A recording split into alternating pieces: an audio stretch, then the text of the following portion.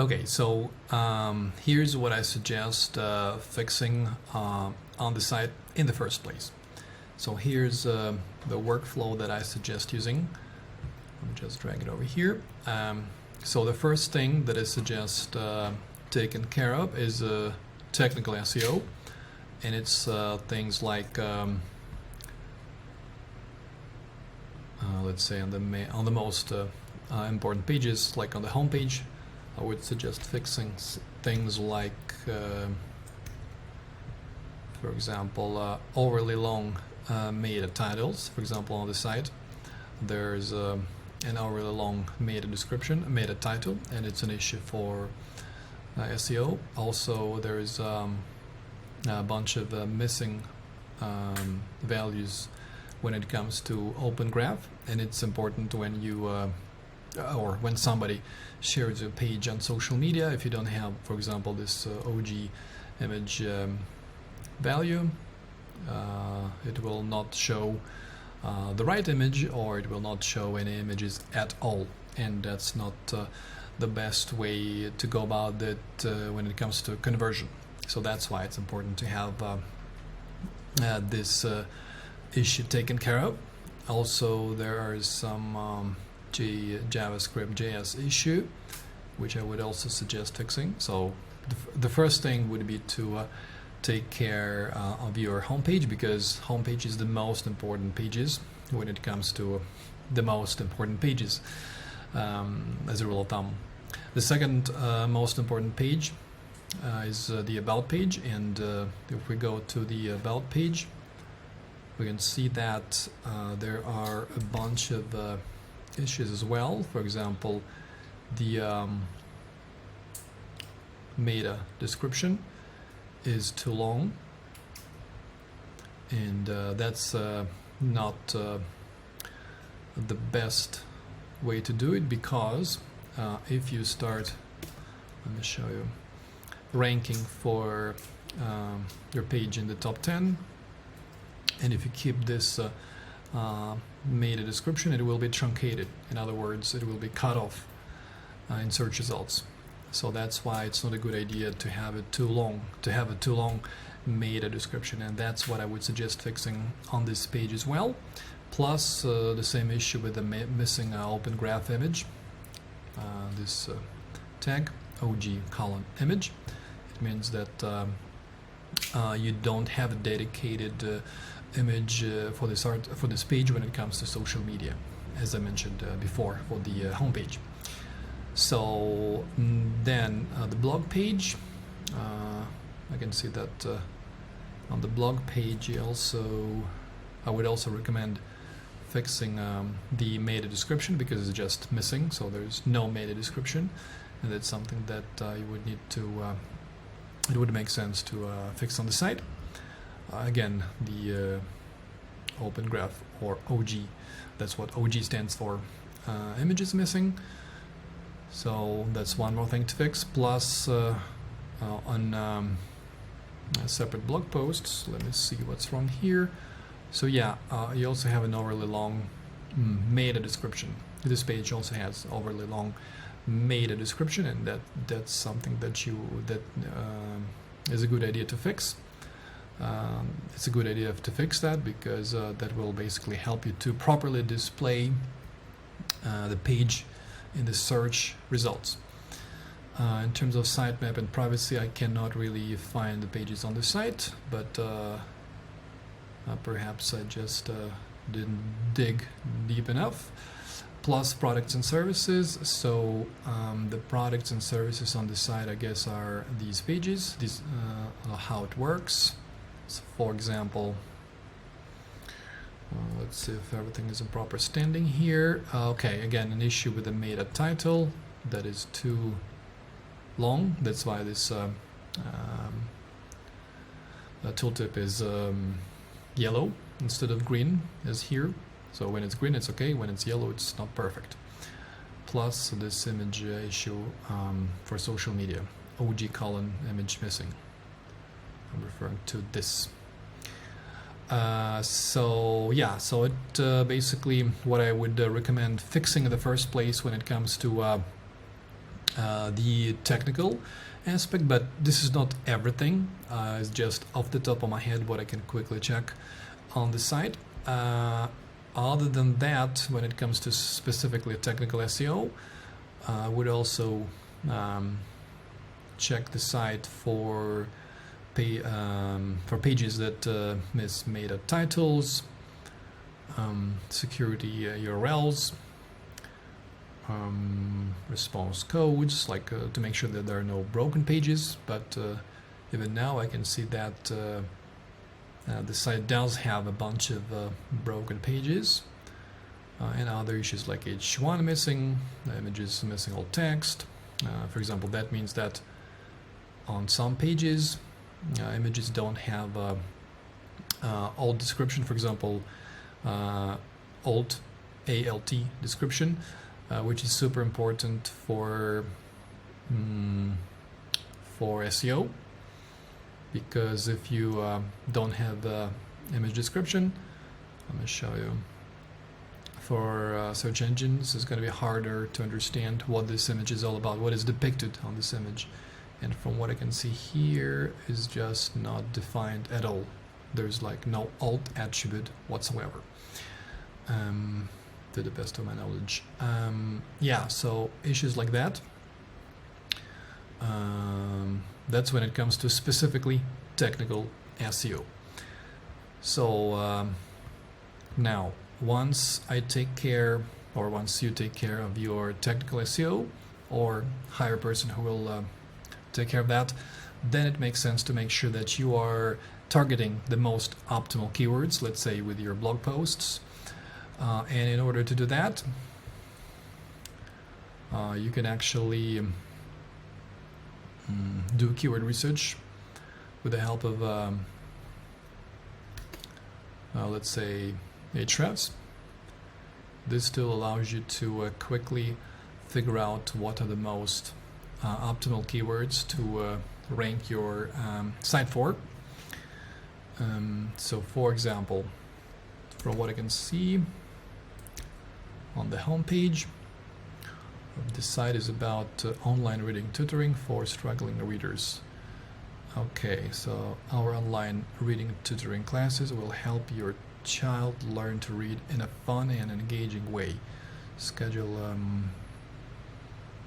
so basically reading tutoring classes. So that's the main keyword of the site.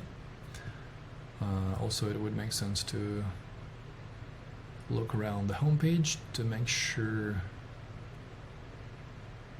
that it's the main keyword, the seed keyword, a keyword that we could use to generate more relevant and optimal keywords. So I guess I'm gonna use this keyword that I found in the meta description, reading tutoring classes, plus, let me, okay, reading tutor, maybe even online reading tutoring. Okay, this, then just reading tutoring,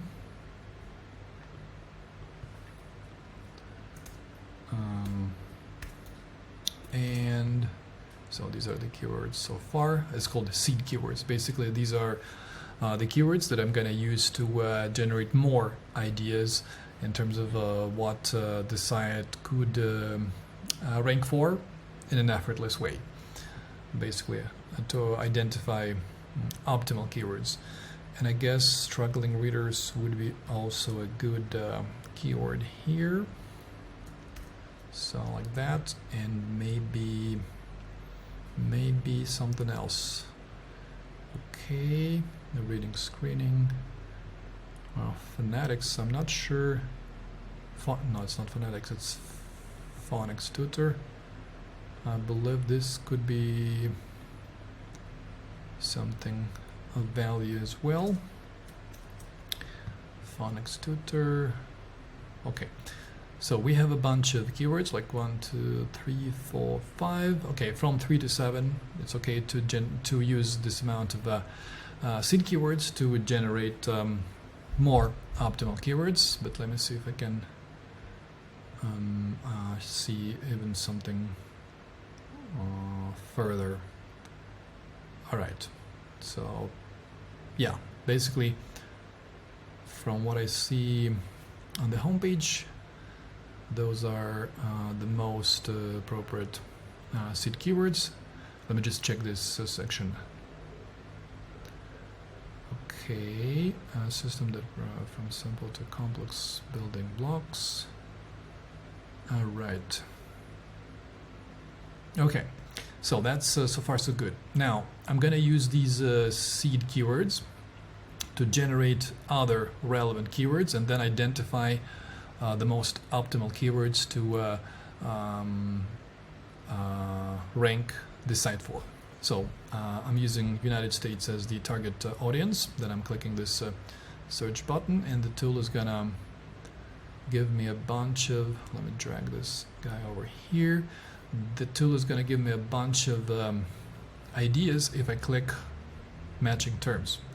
So now we have a bunch of keywords, to be specific 726 keywords, and they would be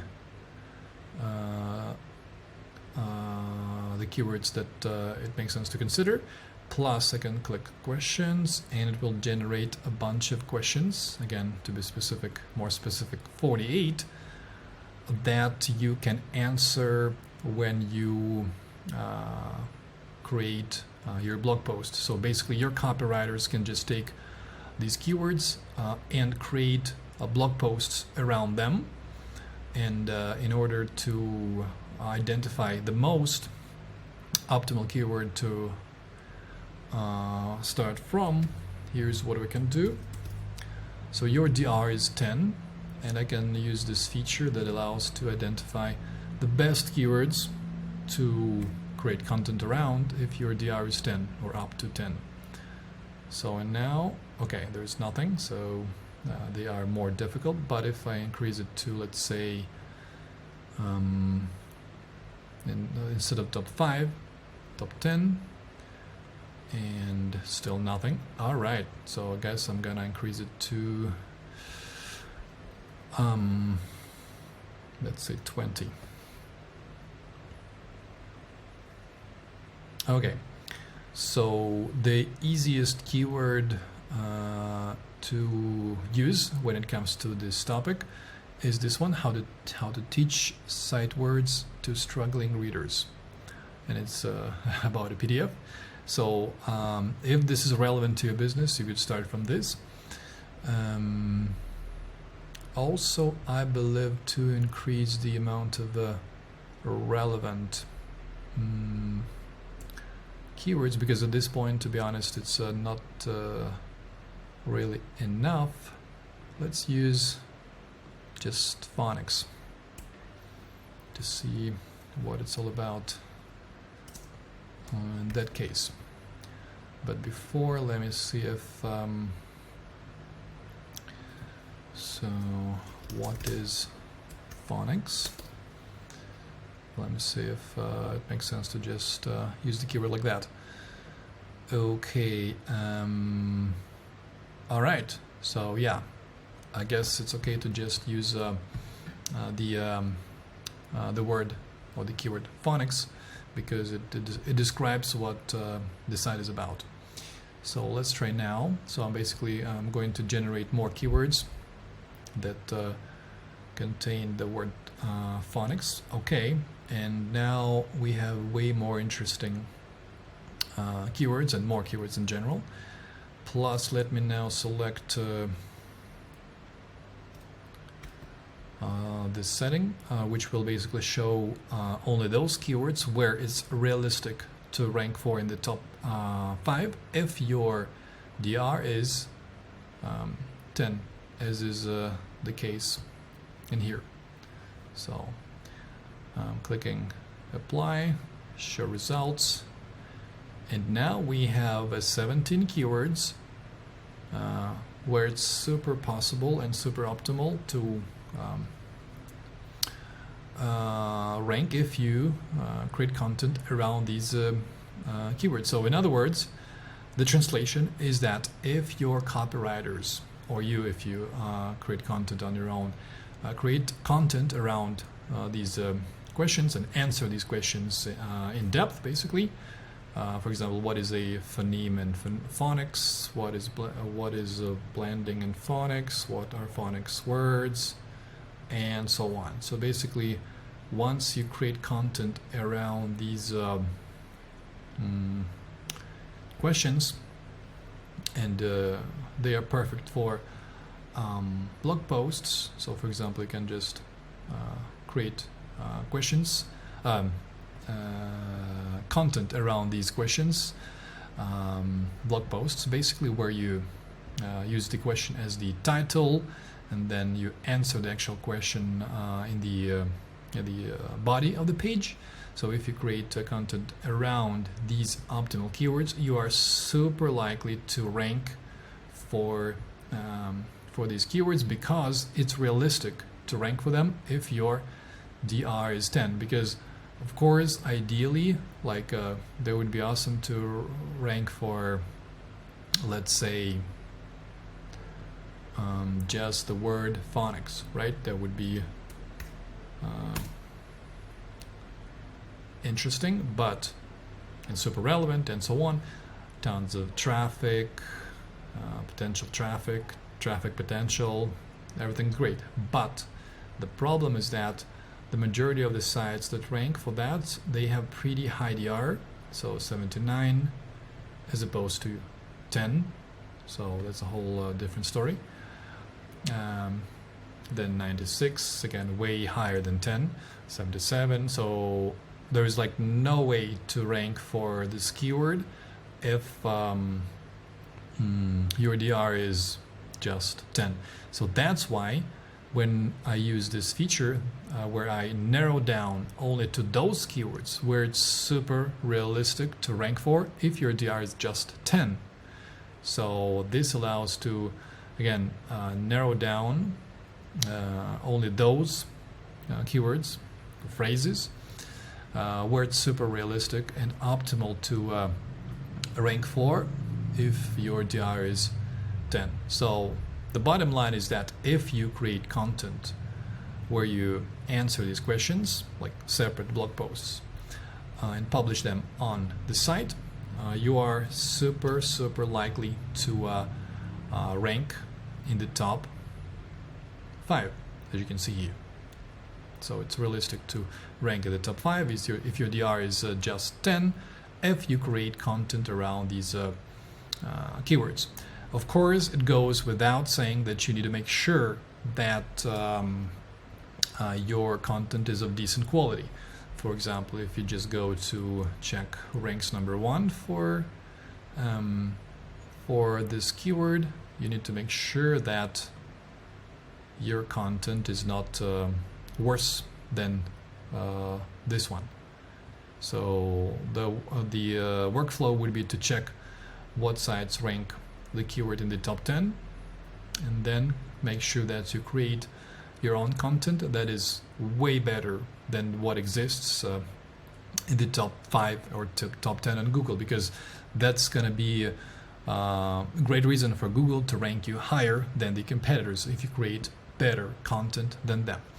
Other than that, you also need to factor in the fact that you don't need to just create awesome content.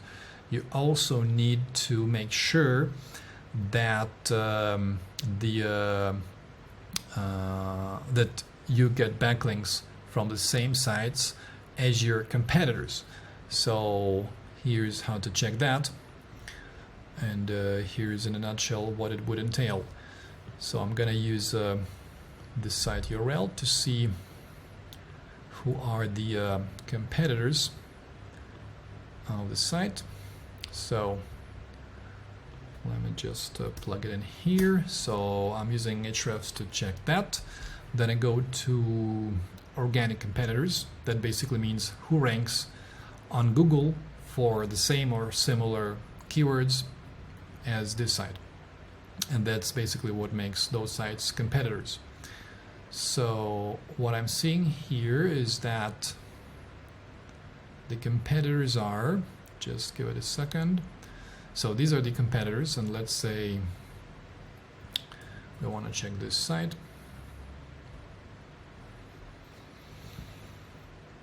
So let's see what they are doing right that allows them to rank in the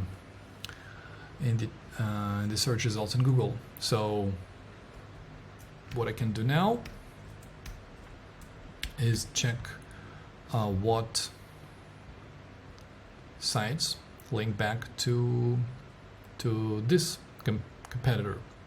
Again, it's just an example. Your actual competitor can be different. It's just to show you how it works, to give you a better feel for how to identify what sites you need backlinks from. So I'm going to backlinks.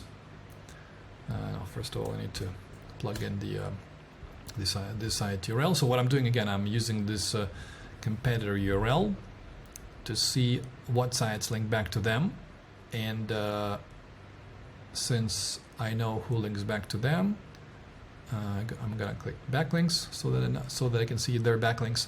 And now what we are looking at here is basically, let me sort it out by from top to bottom in descending order. So I can see that they have a backlink from a bunch of sites, and let's I can click this page traffic column to see not just from what sites they have backlinks, but what sites generate traffic for them. So in this particular case, what this means is that they have a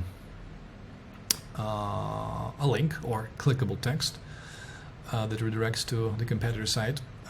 In this section on this site, let's see where exactly the link is. So the link is here in the how should I teach digraphs and blends. So they have this clickable link, and when you click it, you go to the competitor site. So what that means is that we know that a competitor, or that competitor that I just showed you, has a backlink from this site, and that means that the next step would be to reach out to this site, this one, and see what it would take to get a backlink from the page as well. And again, it's a good idea to do it because your competitor has a backlink from this page, and if your site gets a backlink from the same page, the same website, it will allow you to eventually outrank your competitors.